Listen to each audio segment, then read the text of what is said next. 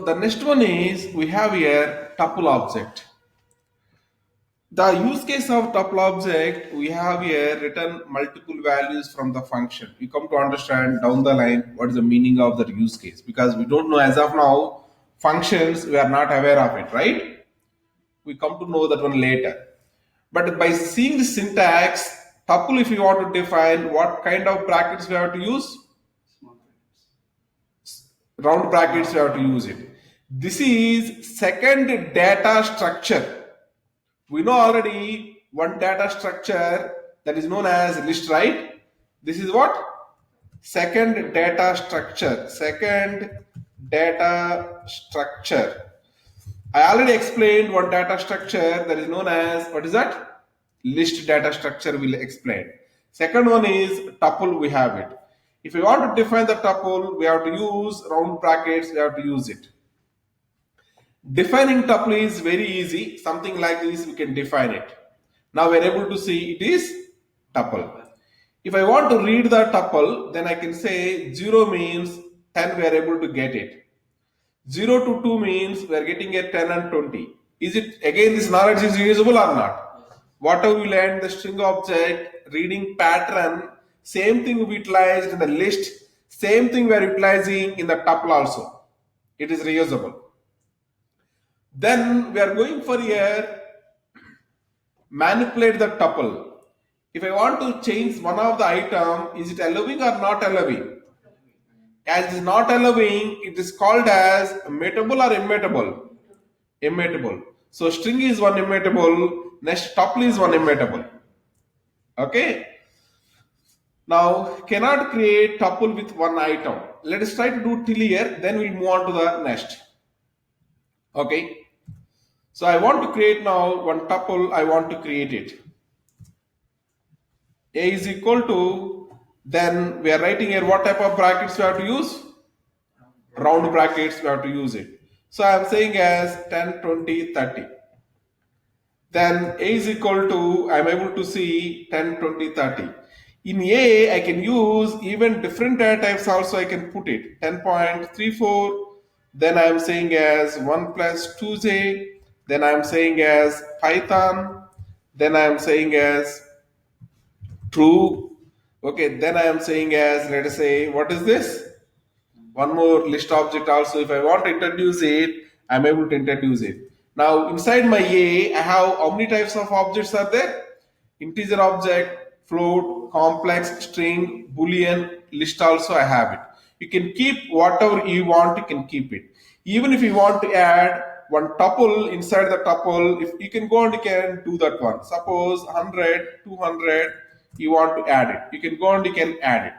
Now we'll able to see a tuple can hold another tuple also. A list can hold another list, right? Previously we saw nested list.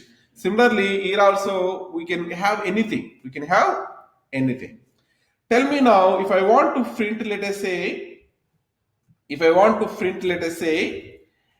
H, I want to print it. Can you please help me out how I can print H? First, H is available as part of Python, right? This is 0, this is 1, this is 2, this is 3. So, I can write here A, 3 means we're able to get here, what you're getting? Python. Within the Python, I want H. What is the H position again? 0, 1, 2, then what? So again I can write here 3, then we are able to see what you are seeing? H. Similarly, can you please help me out? Please help me out. I want, let us say 200, I want it. 200, you know, here it is available 200. Yes, tell me how I can do that. A minus 1 means we are able to get the last object whatever available. The last object is, we are seeing 100 and 200 is tuple object that we are getting. On top of it, again I want this 200, right? Then what I can write it? Yeah, plus 1 you can write, or you can write minus 1 you can write. Then we're able to see 200, we're able to see it. Very easy to read it. Very easy to read it.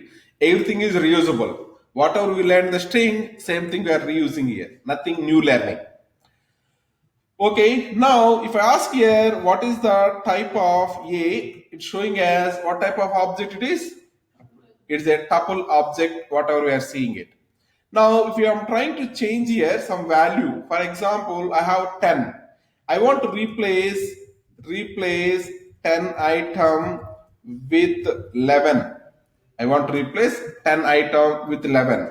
So tell me, if I want to read the 10, how I can read it first? 0. This one I want to replace with 11, so I am writing like this. Is it allowing or it's throwing error? It's throwing error by saying tuple object does not support item assignment. So tuple is a mutable or immutable? Tuple object is immutable. Tuple object is what? Immutable. That's what we need to understand. Next is, I want to show you some interesting thing. Let us say A is equal to 10, 20, 30. I am writing it. Now I am going for here ID of A. ID of A. Now I am trying to write here whatever A is available plus 40. I am writing it. A plus 40. I am writing it. What happened here? Can only concatenate tuple, not integer to tuple. Okay. So I'm trying to introduce here tuple only. A is tuple only now. 40 also tuple only. Then I'm trying to introduce it. Suppose 40 comma 50 I am taking it. Then tell me now, is it added or not? It's added. This result, whatever I have it, A is equal to, if I see, A is equal to still 10, 20, 30 only. 10, 20, 30, 40, 50 we added here. Suppose I am trying to write here, overriding this value like this. Overriding this value like this. Now if you see A is equal to what you are seeing, 10, 20, 30, 40, 50. If I want to extend the tuple, I have the option. I can extend it. However, the problem is here, what is the idea of A? Is it same or it's different? It is different because it is immutable. We cannot change the things in the same memory location. We cannot override in the same memory location. If we try to extend or if we try to do something, internal mechanism is that memory will be removed, separate memory will be created. That is the difference between list and tuple. List is the same memory location we are playing around it. In case of tuple, if you want to play around it, it's creating what?